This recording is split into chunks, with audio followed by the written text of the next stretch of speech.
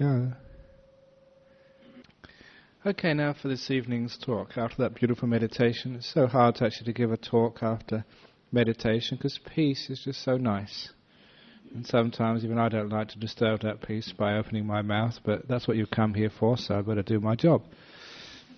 So this talk this evening, again, always off the cuff. Somebody was talking to me just before I came in here and asked a very good question. They said that if there was like a ninth factor of the Eightfold Path, maybe it should be like right compassion or right help, right assistance. And actually, how can we really help? How can we give assistance in this world? And what are the pitfalls, the mistakes that mean when we try to help someone else, it turns out all wrong? And so this evening's talk is going to be woven around the topic of help, assistance. Because whether one is a Buddhist, a Christian, a Muslim or whatever, just if one is a human being, not even a human being, but any of the beings in the world, that we actually always have this tendency to want to help, to want to care, to want to assist other people, especially when we perceive other people in trouble. And it's part of being a human being in a family, in a society, or in a monastery, to have this inclination of the mind and the body to go out to serve, to help, to alleviate the perceived suffering in the world. And we feel this is our responsibility and a duty, and it is responsibility, it is our duty. It's part of being a human. But so often that when we go out there to help, to serve, too often it goes all wrong, and it just complicates matters more. I mean, sometimes that we don't know how to help because there are some difficult people in this world who really need help, or are suffering badly, and we wonder what we can do to make the matter better. So the talk this evening is on just some principles of giving help, looking after, serving those people, other people. But first of all, that where we have the idea of helping, which is part of the movement of our heart called compassion, we should always realize that compassion has to be accompanied with wisdom, because compassion without wisdom creates too many difficulties, too many problems in this world. People can have a wonderful motive to help someone else, but we don't know what actually is help, what is service, what is happiness. Then sometimes we go out there thinking we're giving someone happiness, but all we're giving them is more problems and difficulties. So we have to be wise if we're going to be effectively compassionate, if we really want to help in this world. So what do I actually mean by just being wise when we're compassionate? What I mean by being wise is not just to make too many assumptions of what people need in this world, not make too many assumptions of what is necessary for happiness in this world. I was talking to someone earlier today that I read an article about the social security system in England, in the UK, where that it seemed to be a requisite for life, an essential need of every human being. So much so that the social security departments in England will give this thing for free to every poor person who was out of work, who was somehow disadvantaged. And that thing was a TV and video recorder, as if this was something which was absolutely essential in life. And sometimes I would think that that's compassion, yes, but very little wisdom. What do you need one of those things for? Sometimes it was just an example of when we think we're helping, but are we really helping at all? Are we really caring? Our wisdom should be very, very careful to be able to see what is truly needed for the other person, which takes a lot of listening, not listening to ourselves what we think the other person needs, but listening to the other person, the person who we think we're helping, not what we think they should have, but what they think they require. One of the seminal stories which I read many years ago in a magazine, which really made a very powerful point to me about the essential requirement of wisdom with any kind act, was a story of some parents who had a son who was born with with bad ears. They couldn't hear properly. In fact, they were just about 98% deaf or whatever. And the family, the parents, would try and look after their son, look after their child as best they possibly could. And it happened one day that they took their child, their son, to their local doctor just to get a checkup. And during the checkup, the doctor started talking to the parents about a new procedure he had read in the medical journal, which had just been developed, which had got quite exceptional success. Not in everybody, actually only in a small percentage of people born with impairments to the ear.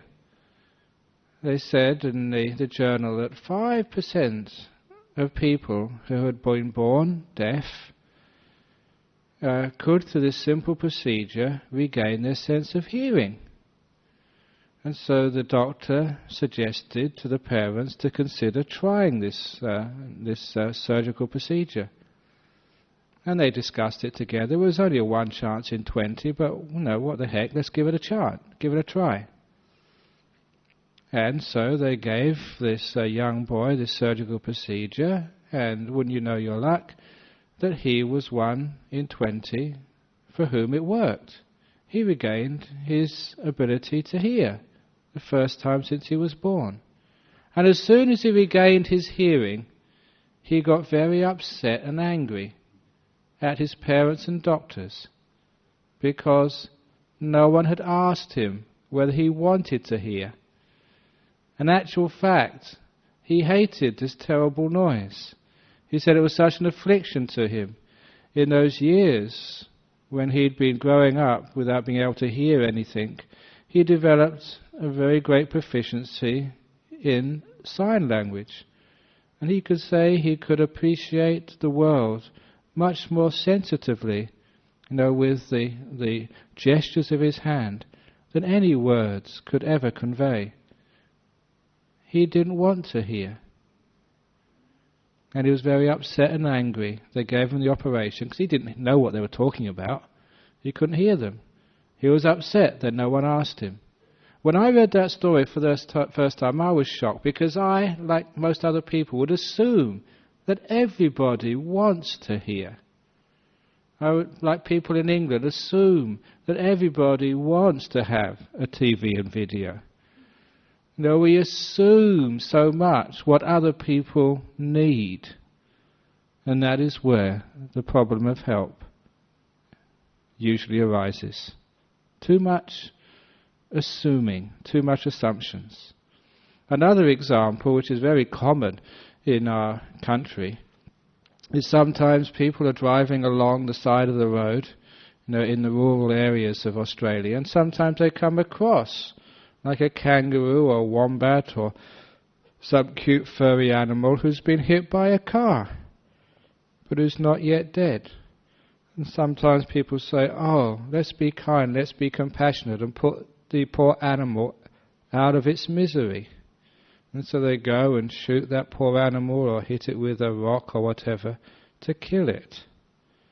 And they say that's done out of compassion.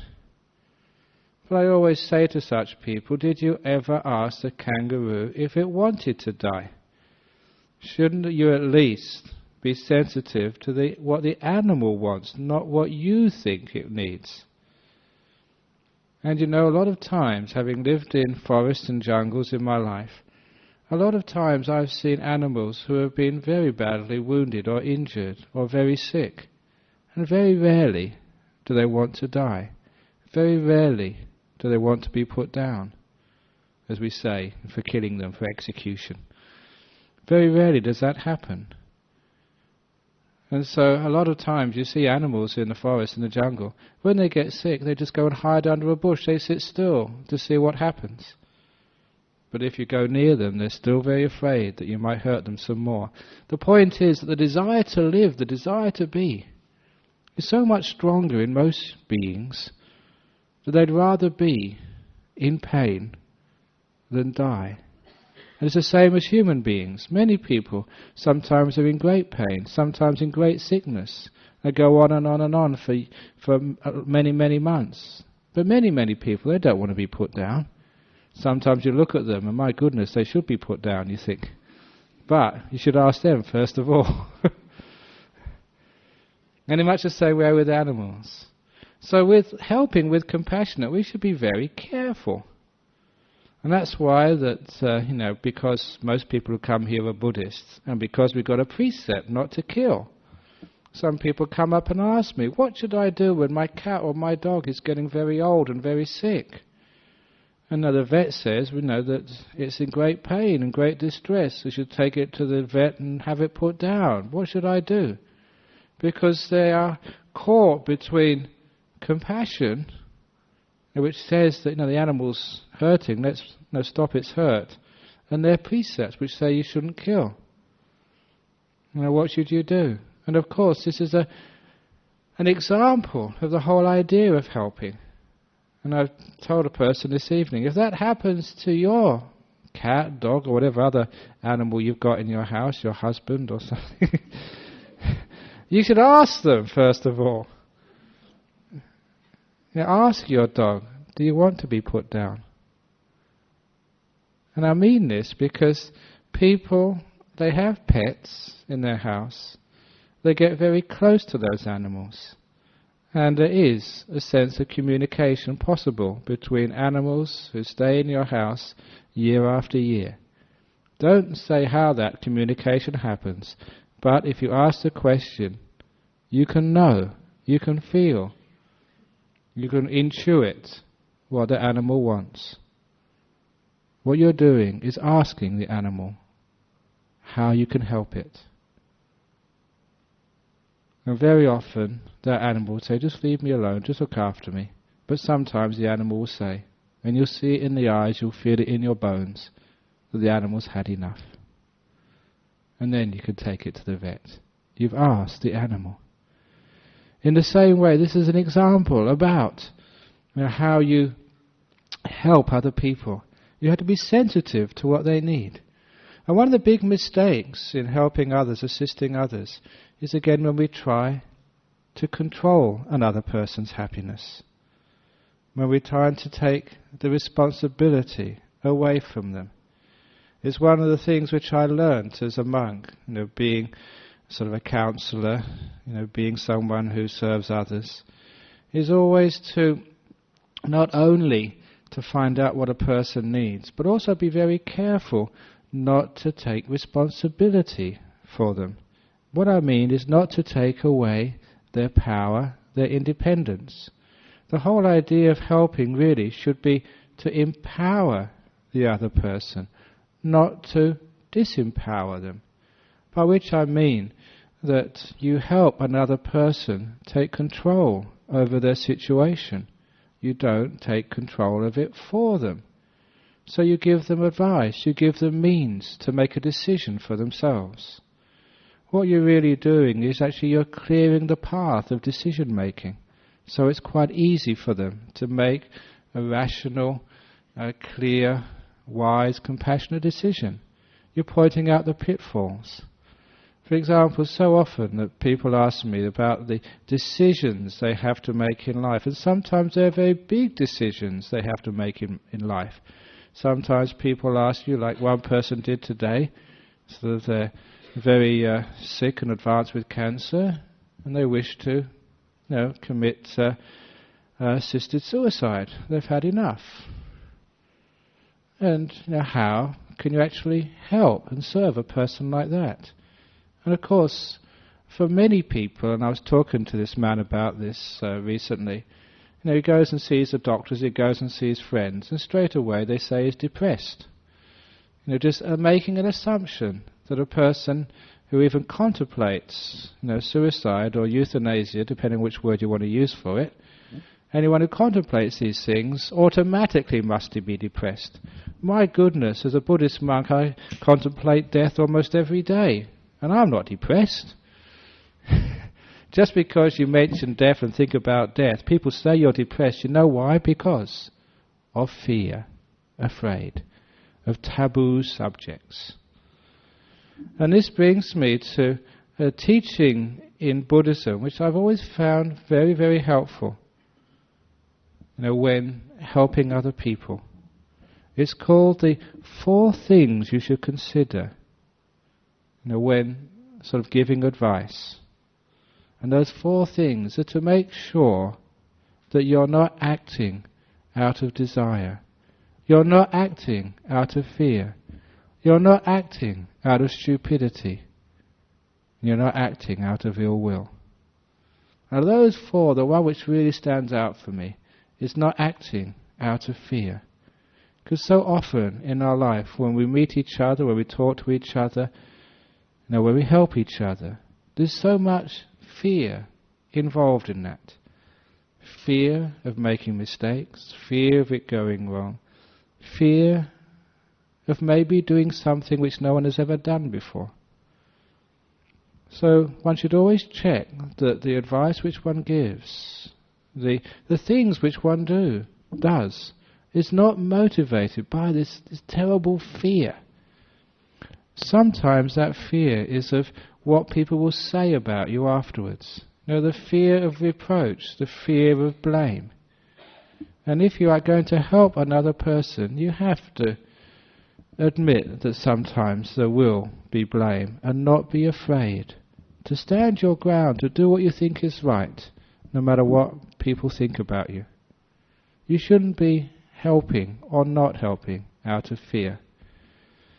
I read in the newspaper today about some of the peace activists who are working hard trying to alleviate, if at all possible, a war in the Middle East.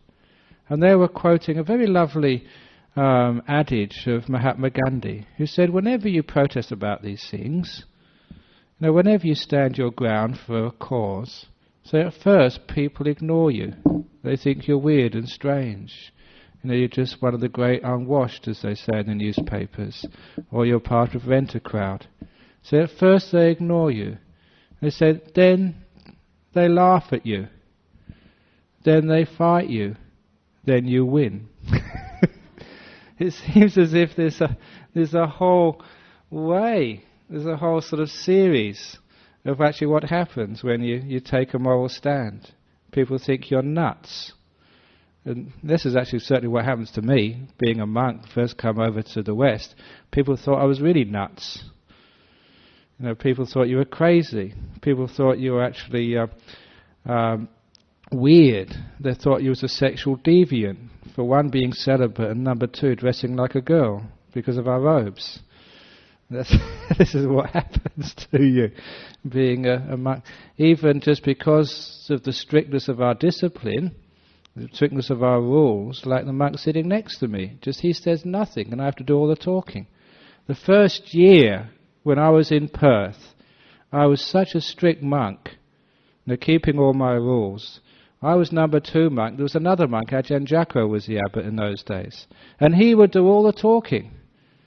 He would give the talks, and he would talk to people about their problems, and I would just sit there quietly, see if I could do any services for him. And I was so quiet and peaceful, I hardly said a word. And the first time that Ajahn Brahmavamso went back to Thailand, and I had to look after the shop, and sort of talk to people and give the Friday night talk. This is in our old centre in North Perth. There was a young girl, she must have been about 12 or 13 years of age. As soon as she heard me talking, her jaw dropped.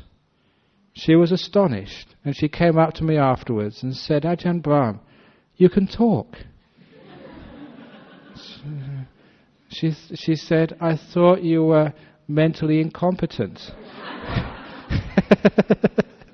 Because all the time I'd just been sitting so silent and peaceful. But I assure you, the monk sitting next to me is not mentally incompetent. He's just being a very good monk. But people had all these misinterpretations in those days, and sometimes it was amusing, sort of being blamed. But even so, I had no fear of doing what I thought was right and keeping my rules and doing the job of a monk in the world and being dressed up like this. But what I was saying is that I was acting without these 4 things which always stop you being an effective helper in this world. When you act out of fear, or you act out of desire, you act out of ill will, or act out of stupidity. So if you're helping somebody, make sure that you're not acting out of fear. You're doing what you feel is right because you've asked the other person, you've inquired, you've got wisdom, and act fearlessly in this world. And number 2, don't act out of personal desire, what you're going to get out of this. Don't act out of ill will because you've got some axe to grind or some grudge. And certainly don't act out of stupidity, where you haven't really assessed the situation and find out what is really needed in the world. And if one does that, then one can be an effective helper in this world. One can really assist. But especially that with the delusion, we don't really know how we can help in this world because we don't know what people need. Certainly in my early years in Thailand, at that time it was very much a third world country, and we had all these volunteers from overseas, especially from the United States, who were going to the very poor parts of Thailand, and that's where I was a monk, trying to help the poor people by giving them things they never ever needed. Very often that somebody was asking me again this evening, said, that in those days, how did actually the local Thai people look upon these helpers from overseas who were sacrificing 1 or 2 years of their life trying to serve and help?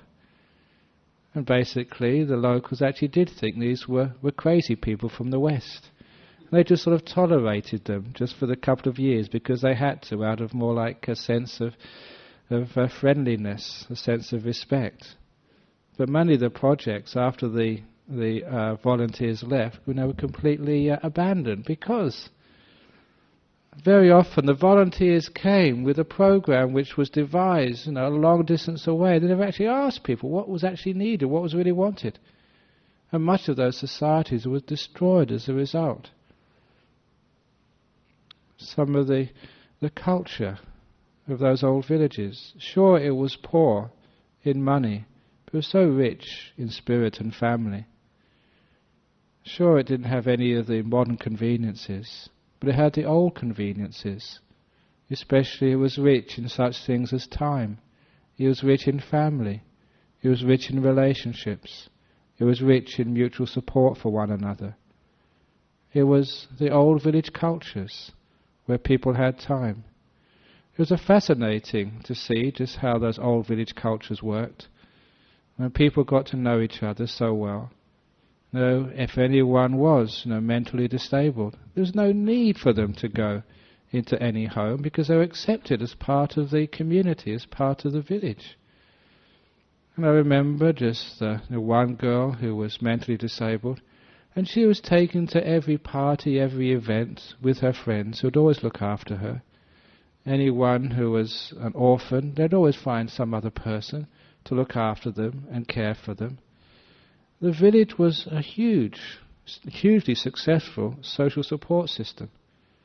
And such villages, I found, actually are still alive today, even in big cities. Because I found the same village support network once when I visited my mother in London in a big apartment block. This was a very poor apartment block, which was supposed to be a hotbed of crime. Nevertheless, when I visited my mother in this big block of flats, 100 flats, what surprised me, and this is an important part of just how a village is created, that there was only like 2 elevators, 2 lifts to go up and down.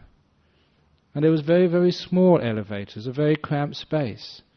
And so whenever my mother went to the shops or went to work or went out to wherever she went, she always had to go in this confined space with the other people who lived in this block of flats, and going up as well.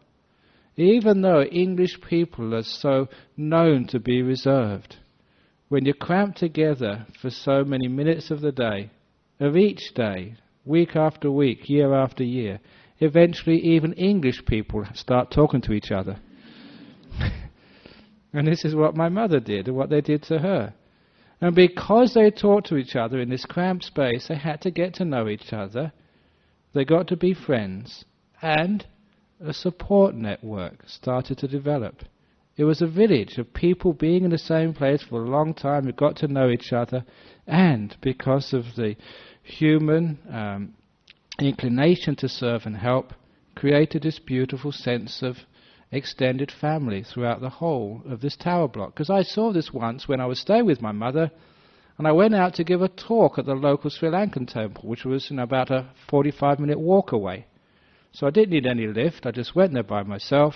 As soon as I got into the lift, which was empty, and got down to the ground floor, when the elevator doors opened, in front of me there was an old lady, maybe 60, 65 years of age, covered in blood. I found out quickly she'd fallen down the stairs. And she looked a right state, a right mess, blood streaming all over the place. But she could stand. So immediately I forgot about going to give the talk. I invited her back up into the lift and took her to my mother's flat.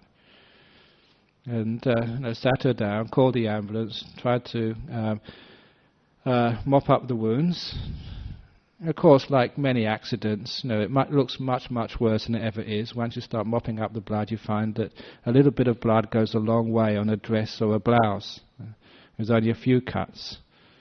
But what was interesting, and what actually showed just how a village had developed in a block of apartments in London, was that because of the trail of blood which led right into my mother's flat.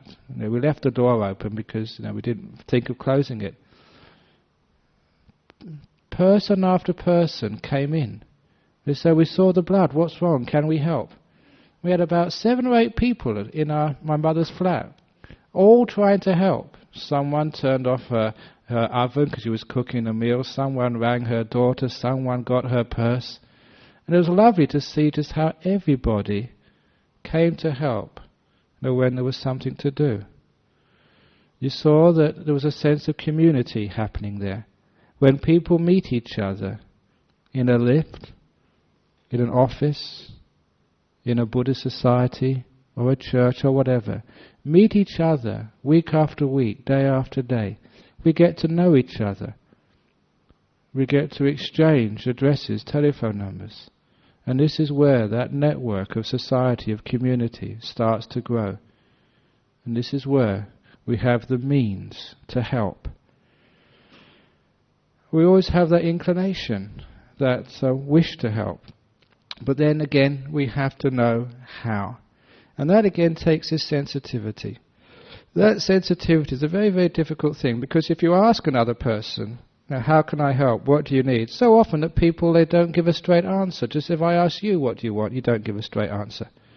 But I'm just as bad, because people ask me, "What can I get you, Ajahn Brahma?" I say nothing. It's very hard to help a monk who's given up worldly things. What can you give me? You can only wear there's so many sets of robes. One set of robe lasts a couple of years, so you can't even get. Sometimes it gets your birthday, it gets like Christmas or something, and people want to give you a gift. What can I give you? Nothing. Give me a bit of peace. But at least that we can be sensitive to each other, just on how we can help, how we can give, how we can serve. And that sensitivity takes this quality of mindful listening to the other person. To be able to mindfully listen to the person we want to help means we have to suspend all of our ideas, suspend all of our thinking, so we can pick up fully with all our senses the needs of the other person. Now, even in a marriage, people, actually the husband and wife, they want to help each other, but so often they just don't know how. They can't actually ask. They have to feel. They have to open their mind with all its senses so all the information can come in. So we don't listen to what the person says. We listen to what they mean. And there's 2 different things there. Sometimes the words don't convey the meaning. We've got to listen underneath the words, the body language, the intonation, until we become so sensitive, so open, that we can really understand the needs of the other person. So sometimes you know that in offices or families, in communities, sometimes other people get really upset and angry at us. And we want to solve the problem, but we have to find out what is the underlying reason there. What does that person need? And that's why that I found when some monks get upset and angry, they do sometimes. Sometimes because they may be hurting. They may be physically sort of ill. And very often you find that when a person is pushed to the edge of their physical tolerance of pain, or pushed to the edge of their stress levels, then of course that's very often when they get angry. And so when they get angry at you, or they sort of give you a very hard time, just so often instead of listening to the words, we should listen to the meaning. Are they really, really trying to hurt us? Or is it something else we can do to really help them and look after them? I was taught by Ajahn Chah, so never to listen to the questions, but always listen to the person. So don't answer the question, but answer the person.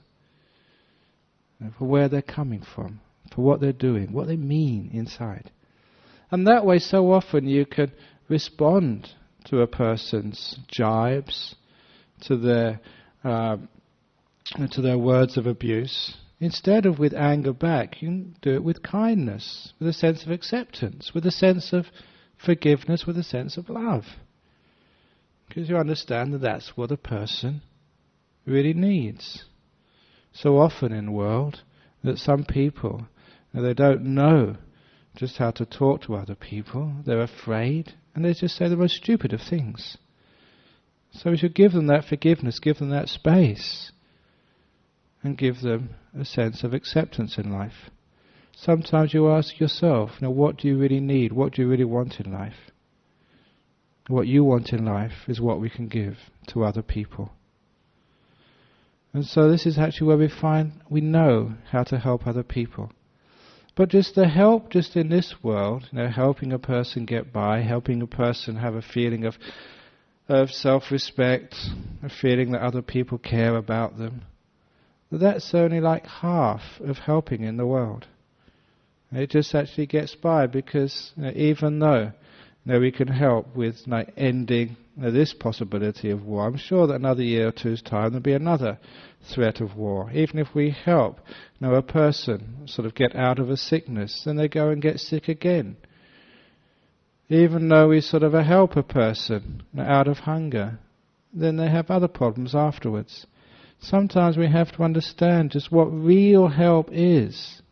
And what real help is in Buddhism, what real compassion is to lead a person into wisdom and into understanding of what real happiness truly is. Because all I've said so far about helping a person out of anger, helping a person out of pain, helping a person out of physical problems and sickness. Is that real help after all? Well, sometimes you help a person and in the end they die anyway. I was moved during the week when I read an article about a Thai girl who recalled her past life. And that recollection of a past life, it was a past life as a Buddhist nun. And her recall was just very, very accurate. But the interesting part about this, her recall of a past life as a Buddhist nun, had meant that in this life, when she was a secretary, that she never wanted to get married, she was never interested in family, she was never interested in worldly things. Because she was saying, what's the point of all these attachments? They don't make you happy. She'd been there and done that and realized that at the end one would have to abandon everything. It was interesting, her whole attitude to life had changed as a result of that memory of the past. I would say that she was a very wise woman because she knew something which gave her a different idea of what happiness truly is. And so when we really want to help somebody, then we should understand what real happiness is. Sometimes people criticize Buddhism in the world because other religions go around creating hospitals and orphanages and schools and hospices for the dying. Why don't the Buddhists do this? Because sometimes you think, is this the best way to help? Is it really the best way to serve?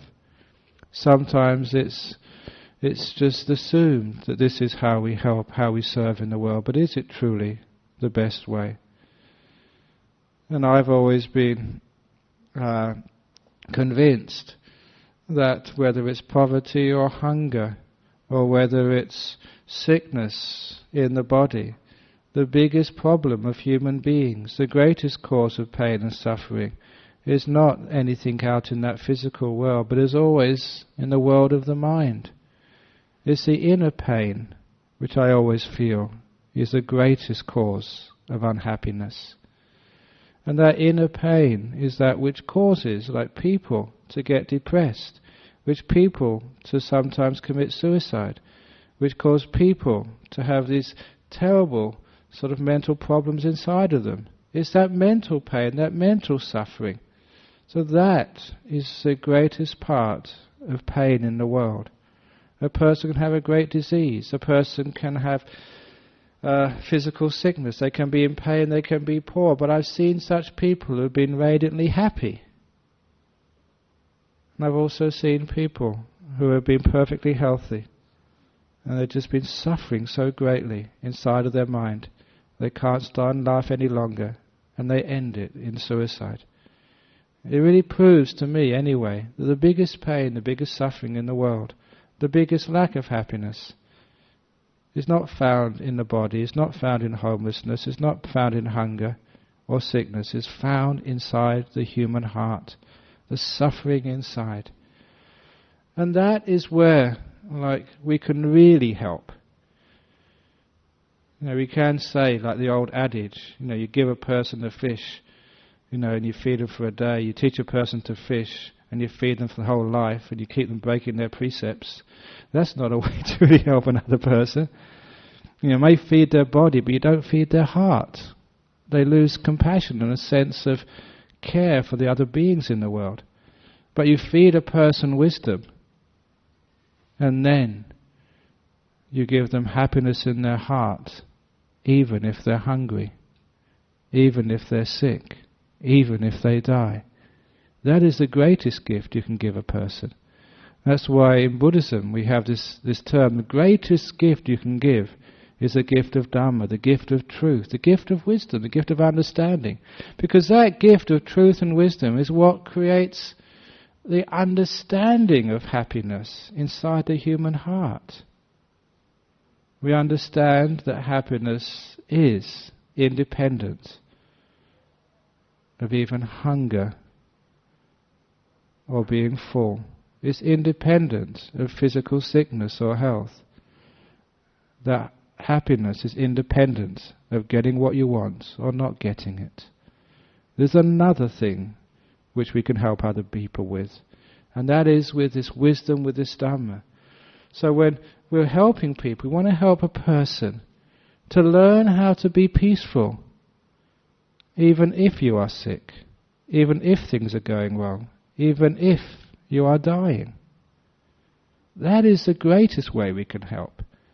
Because we can heal a person, but they're going to get sick again. We can give a person money, but eventually they're not going to have enough. We can give a person a home and they want something more. We can give a person life, and eventually they will die. We want to give some people something more. We want to give the means to be happy no matter what happens in this world. To give people the means to be happy that if there is a war, or if there's not a war, if there's economic prosperity, or if there's economic recession, to be happy if your relationship works, or if it doesn't work. To give a happiness, to help a person to cope no matter what. And so the greatest help you can give is the gift of Dhamma. And so that's why as a Buddhist monk you give, I hope I give anyway, great service in the world. So you can really help a person cope with whatever. You cope by telling a person to be able to let go, to teaching a person not to always control what is basically uncontrollable in this world. We may hope, we may pray that there's no war. Maybe some people want a war. We may hope and pray that our diseases, get healed and the cancer disappears, but sometimes it doesn't. We can hope for this, we can hope for that, but the main point is to learn how to be peaceful, to be able to let go and realize that there's another part to life other than the body. There's this beautiful thing which we call the mind. And that the happiness does not lie out there in the world, but the happiness lies right within oneself. It's there, it's always been there, as long as one pays attention to it. So too often in our world, because we look for happiness, for relief, in getting what we want out there, in getting rid of things which create the external pain and suffering, we never really pay too much attention to what's happening inside. We find that through such trainings in meditation, through such trainings in wisdom, this is amazing just what we can deal with in peace and happiness. Especially, in the pain of sickness, in the discomfort of people dying.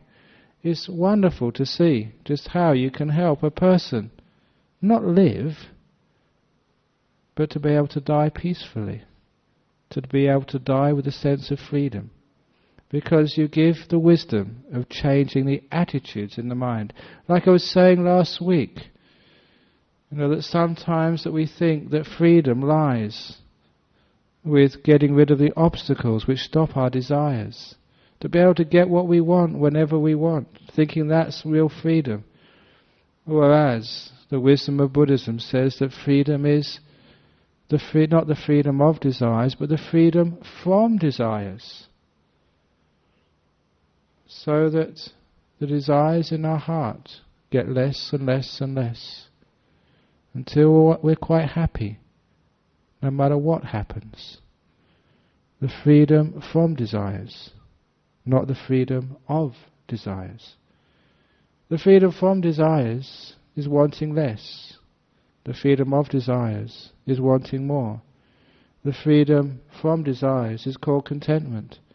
The freedom of desires is called craving. Now think about it. What do you need to be content? Certainly many years ago as a child, you could be content with such small things. Now sometimes we think we can only be content if we get this, if we get that. Sometimes people think they're content if they can only get on the retreat coming up next in a few weeks' time. We can only be content, if we get what we want. That's not contentment. The whole purpose of this teaching here is to understand that the real happiness, how we can really help people, is help people learn what contentment truly is. And to see that we don't need to pillage the earth to find happiness in life. We don't need to get the biggest house in Perth to be comfortable. We don't need the biggest car. We don't need the best relationship. You can find happiness so easily when we know the contentment which signifies the freedom from desires. We can even find freedom from the pains in our body when we're content with those pains, when we accept them and embrace them rather than always trying to get rid of them. There will always come a time in our life when we can't get rid of pain anymore. There'll come a time in our life when we can't get rid of the disturbance and trouble in the world. It's like years ago someone came to complain to Ajahn Chah. They'd been in the army and they got shot in a battle. And they came to complain about their bad luck. And all Ajahn Chah would say was, what do you expect if you join an army? You expect to be shot, don't you? That's what happens in an army. If you didn't want to be shot, you shouldn't have joined in the first place. It's like, what happens being born? What happens being born is you're going to get sick, you're going to die eventually. Sometimes people complain to me about their marriage, their husband, their wife. What do you expect when you get married? I mean, you've all seen the movies and seen the TV long enough. You should know what you're in for when you get married. So why should you come up to me and complain? So this is life. You've got born. So this is what you can expect.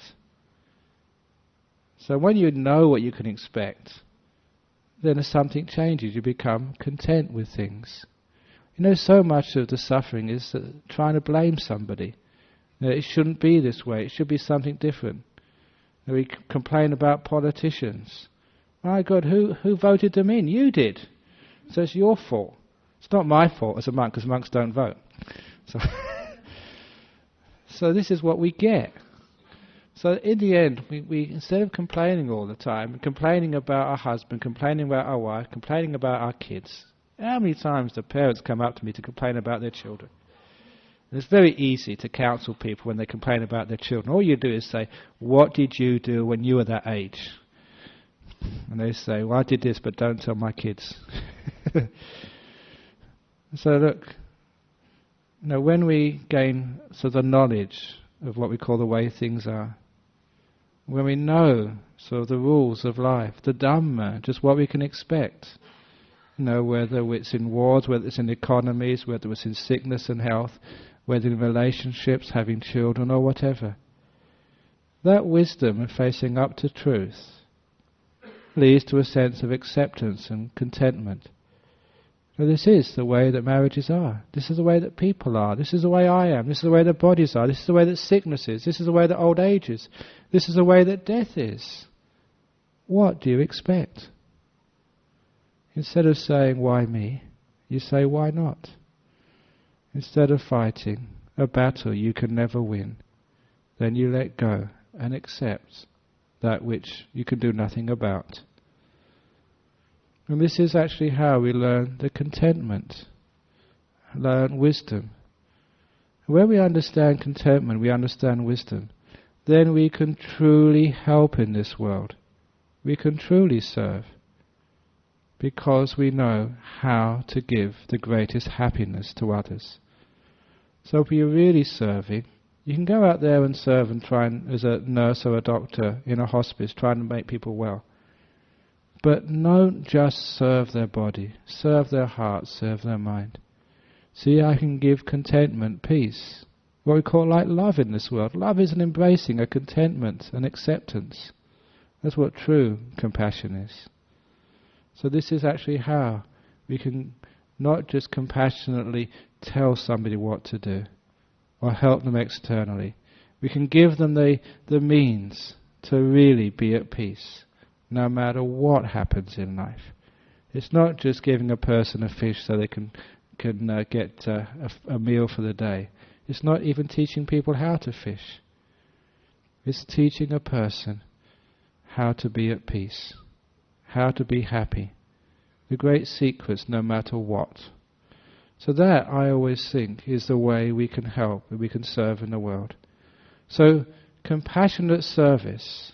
We can go out in the world and serve in all these different ways. But the best service we can give, whether as a bus driver or as a monk, whether it's a student or whether as an office worker, is whatever duties we do in the world, whatever service we give outside, make sure that we also give this service inside to the people we work with, to show them compassion, to show them peace, to show them contentment, to show them how we can live a life, no matter what's happening outside. We can always be at peace, to be kind. What we're doing is not just being kind to people, but being kind to life. Being compassionate to old age, sickness and death. Being accepting. Being at peace when there's nothing else we can do. So this is a little talk this evening on how to be compassionate and how to serve in the world. It must be quite successful, some of the talks which I give, because I'm going to end this talk with a nice accolade which I got on the internet just a few days ago, when somebody in Canada was talking about just how they appreciated all the talks which we give here. And they called me the Elvis of Buddhism. I've been called many things in my life. but that I thought was quite cute. I hope they meant it in a nice way. So this is actually how you can serve in the world and how you can help other people. And if you can serve and help in that level of the human heart, then maybe one day that people will call you the Elvis of your office or the Elvis of your house. So thank you very much for listening this evening.